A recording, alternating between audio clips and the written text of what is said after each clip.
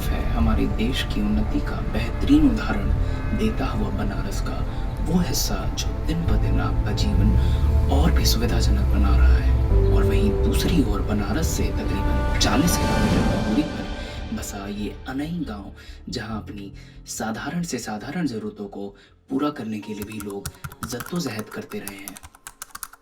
चौथ में हमसे मुसहर भाई और सब ठाकुर हैं, बाभन हैं, तो वो सब जहाँ हमसे बैठल जाना है वहाँ पानी छिछकार के तब डोलना है। तो उस समय तो हमन के यह समझ में आ कि यार हमसे मुसहर है कि सब कचमच खाते हुए हैं। ये 12 नंबर सुगरा उरा बहाल यह और का खा लिया कुछ नहीं। मेरा नाम मंगला प्रसाद राजभर है। मैं मानवाधिकार जन निगरानी समिति में जुड़कर काम करता हूँ। तो इसमें सबसे ज्यादा मैंने मुसहर परिवार के बीच में काम करना शुरू किया। स्कूलों में इनके साथ अनटचबिलिटी का मैटर होता था। बच्चे से अनटचबिलिटी कर रहे थे। टीचर वहां बैठ के देखते थे, कुछ नहीं बोलते थे। जिस प्रक्रिया में हम लोग शामिल हुए, उस प्रक्रिया के बाद टीचर को भी हम लोगों ने सिखाया कि नहीं ये गलत है। फिर टीचर ने एक लर्निंग लिया। फिर हम लोग उनके अधिकारी से बात करना शुरू किए। फिर वो अधिकारी आते हैं। फिर इसको अब तक बच्चे यहाँ पे सारे बच्चे स्कूल से जुड़ना शुरू कर दिए। यहाँ आज सारे बच्चे स्कूल से जुड़ चुके हैं। और यहीं पे जब टोटल 100% होम डिलीवरी होता था, लोगों का घर में प्रसव होता था, फिर बात करके यहाँ पर अनेक ही सब सेंटर में डिलीवरी पॉइंट बनवाया गया बोल करके फिर यहाँ पर तय होता है। तो वहाँ पे भी जो अपर कास्ट की नमाई और उनके साथ भी छुआछूत का सामना करना पड़ा। फिर ये लोग जब तैयार हुए मानसिक रूप से, फिर इनसे बात हुआ, फिर डिवेड हुआ, फिर इसके बाद में फिर उनको ट्रांसफर कर दिया गया, फिर दूसरे को लाया गया, फिर वहाँ डिलीवरी होना शुरू हुआ। तो वो छुआछूत का शिकार कम हुए। फिर इसके बाद दूसरी जगह, तो इस तरह से हर समय छुआछूत का शिकार, ये गंदे हैं, ये साफ नहीं रहते हैं, तरह तरह का आरोप लगाया जा रहा था। उसके बाद इन्होंने अब अपना 100% डिलीवरी संस्थान में कराते हैं जाकर के। अगर कोई इनसे बोलता है तो अपने हक अधिकार के लिए ये वहां बहस भी करते हैं और लीगली तरीके से अपनी बात को रखते हैं और शांतिपूर्वक और अपनी बात को मनवाते हैं। जहां इनको समस्या आती है वो हम लोगों का सहयोग लेते हैं। अगर अनई की बात करें हम लोग, तो हम लोग ने यहाँ पे इंटरवेंशन मेल न्यूट्रिशन के एक केस को लेकर के किया था। जब यहीं के किसी मुसहर भाई ने हम लोगों को संपर्क किया, क्योंकि उनका बच्चा बहुत ज़्यादा सीवियर केस था मेल न्यूट्रिशन का। उनको लग रहा था कि बीमार है और इसके साथ किसी ने कुछ टोना टोटका किया है। तो ऐसी कंडीशन में हम लोग एकदम आसानी से समझ गए कि ये मेल न्यूट्रिशन का केस है, और उनको हम लोग ने वो जो गवर्नमेंट का WHO का यूनिसेफ का सिस्टम है और हेल्थ सिस्टम, उससे जोड़ के उसको ठीक किया। तो बेसिक नीड उनकी पूरी नहीं होती थी। तो हम लोग ने धीरे धीरे फिर उन चीज़ों पे इन लोगों से बात करना शुरू किया। और इस मेल न्यूट्रिशन के केस में ही जब यहाँ पे प्रमुख सचिव पंकज श्रीवास्तव उस समय होते थे यूपी गवर्नमेंट में, तो वो यहाँ पे जब हम लोग ने पिटीशन किया इस बात के लिए, तो वो यहाँ पे आए और लोगों से बात किया। हम लोग ने उसमें इन लोगों को फैसिलिटेट करने का काम किया। बेसिक ये था कि एक सस्टेन डेवलपमेंट कैसे होगा, तो वो हम लोगों को दिखाई दे रहा था कि इनके पास कुछ भी ज़मीन नहीं है, लाइवलीहुड का कुछ साधन नहीं है। तो हम लोग ने ज़मीन की, मुसहरों ने ज़मीन की डिमांड की और वो ज़मीन लंबे समय तक खाली गई, क्योंकि वो स्किल इनके पास नहीं थी कि उस ज़मीन पे पैदावार करके अपने लिए अनाज ला पाएँ घर में, और एक फूड सिक्योरिटी उनके घर में हो सके। PBCHR की जो टीम है उसमें मंगला जी हैं, संध्या जी यहाँ लंबे समय से काम कर रहे हैं, और मंगला जी का विशेष योगदान रहा कि उन्होंने इन लोगों को वो जो खेती के लिए स्किल होता है और एक प्रोत्साहन की ज़रूरत होती है, तो वो इनको उस स्किल से जोड़ा और उनको प्रोत्साहित किया। और धीरे धीरे ये लोग अपनी ज़मीनों पे जो गवर्नमेंट ने इनको दी मेल न्यूट्रिशन के केस के बाद एक डेवलपमेंट के लिए, तो वो उस पे खेती करने लगे। और कम से कम आज की स्थिति है कि 2 सीजन का गेहूं और चावल इनके पास घर में खाने भर का है, और खाने से जो ज़्यादा है वो दूसरे को दे सकते हैं। यहाँ हम सब बहुत दिन से बसल है, समझ ले 3रा 4था पीढ़ी हो गया। हम सबे इतना परेशान रहे कि ऐसे खटिया पे बैठल बाही यहाँ और मारल गयल बाही और जौन बात देखले पर इस सब के मतलब उतर जाए के भइल बा। जब से हम लोग मानवाधिकार समिति में जुड़े, तब से हम लोगों के यहाँ बैठने में कोनो डर नहीं हो, न कोनो भय नहीं हो, क्यों कह नहीं सकत कि नहीं तू काही के खटिया पे बैठल है, काही के मचिया बैठल है, और फिर काम करब तो जितना समझ ला दिन भरे के मजदूरी हो 300-350 दे। मानवाधिकार में जब तक हम सबे जुड़े तब तक हमारा सबके बड़ी लाभ भइल बा।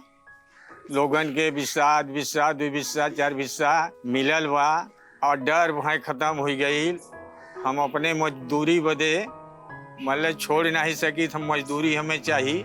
मानवाधिकार से हमें सबसे बहुत लाभ बा, तनी से नहीं बहुत लाभ बा। अब पढ़ाई लिखाई तो लड़कियां जौन बा की है 2 साल से तो लॉकडाउन से मतलब लड़कियां जाते नहीं रहे, और जौन बा नहीं पढ़ाई लिखाई भी जात हैं, पढ़त हैं, छोटवार हैं, समझ लो बड़वार हैं, पढ़त हैं। और ना ये स्कूल में जौन बा गईले के बाद तब जौन बा की होई कि ये मुसहर है ननन के हर बैठा। एक दफे एक के मेहमान आयल साहब, एक के मेहमान आयल अजय महाराज के हो संध्या, दुआरे गयल। वो कहा था जाई के कि साहब अरे परदेसी मुसहरे का घरवा कवन हो। उनके दुअरवा चल गए, वहीं पहले आल रहल।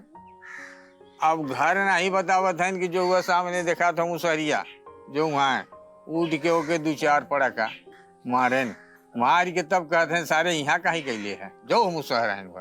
लड़की लड़किया दोनों पढ़ावल जाता। अरे लड़की हो पढ़ ले तो कुछ गुण ज्ञान हो जाई, अपने घरे जाई तो कुछ होके सुख सुविधा सही ढंग से अगर मिल जाई तो खाई जी न।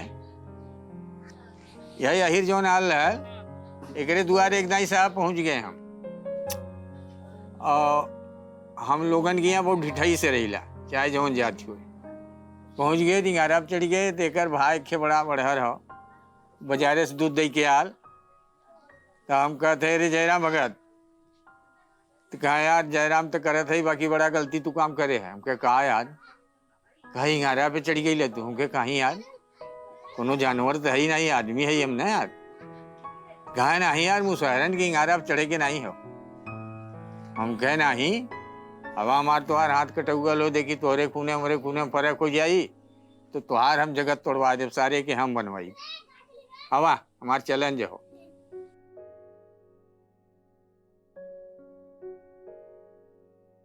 यहाँ पे वो स्थिति थी कि इंस्टीट्यूशन डिलीवरी नहीं थी, होम डिलीवरी थी, all to all home delivery थी यहाँ पे।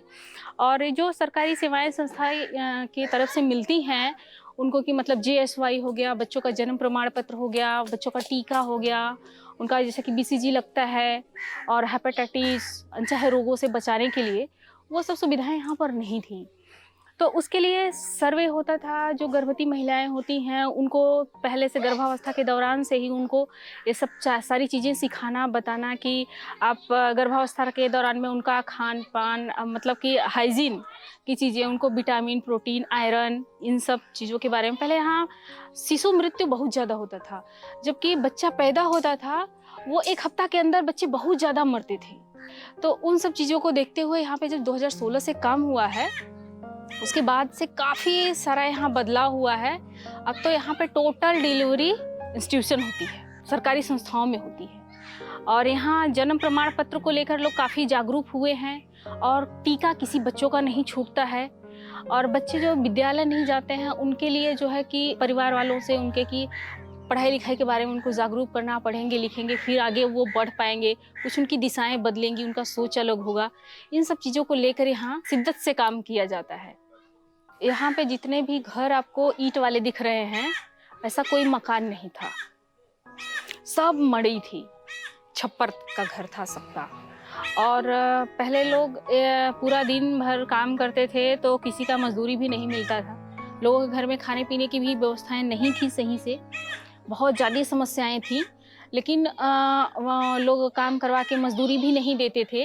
अब जो है कि पहले के अपेक्षा आज के डेट में देखा जाए तो काफ़ी बहुत ज़्यादा परिवर्तन है। पहले राशन कार्ड इनके लिए, और फिर इनके पास भूमि नहीं थी, बहुत छोटा सा वही सब जगह में ही लोग रहा करते थे। सबसे बड़ी बात यहाँ पर ये हुई है कि उनका मानसिक विकास हुआ है, सोचने समझने की क्षमताएं उनकी बहुत ज़्यादा बढ़ी हैं। इनको सबसे बड़ी बात इनका अधिकार क्या है, इनके मौलिक मूल अधिकार क्या हैं, वही नहीं पता था इनको। तो अब तो अपने हक और हुकूक के लिए लड़ जाते हैं आज की डेट में कि नहीं, ये मेरा अधिकार है, ये मुझे चाहिए ही चाहिए। ना कोई ठाकुर है, ना कोई ब्राह्मण है, ना कोई ऊंच है, ना कोई नीच है। क्या है छूत, क्या अछूत, क्या ऊंचा, क्या नीचा, ये वो भारत देश है मेरा जिसको मिलके सबने सींचा। इस जात पात और वर्णों से पहले हम सब केवल इंसान हैं। सब इस धरती से उपजे, सब भारत माँ की संतान हैं। सबके सब वायु पे जीते, सबके रक्त समान हैं। फिर भी कोई बीमारियों से जूझा तो कोई भूख से मारा है। क्या ये वही भारत देश हमारा है?